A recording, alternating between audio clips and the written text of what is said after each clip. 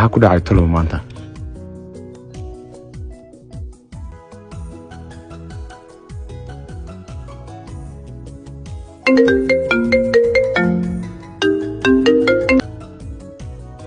Hello Guled setahay وفي عنا الحمد لله waxaan rabaa inaan kulano هاي واي لوكيشن ka ku soo diraya haye waayahay yes